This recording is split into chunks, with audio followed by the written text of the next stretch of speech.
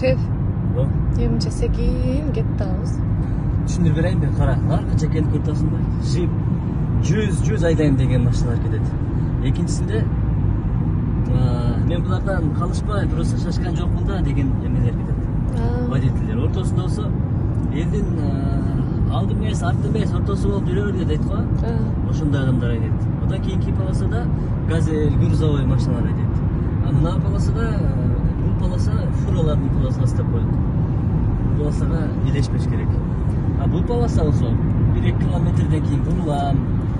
Же болсо үйрөнчүк, көбүнчө лохтор айдайт. Лох бар го, айтат. Өткөн эмелер айдайт. Biz ошондо эмне азыр бурулабызбы? Жок, бурулбайбыз. Түшүнүктүү.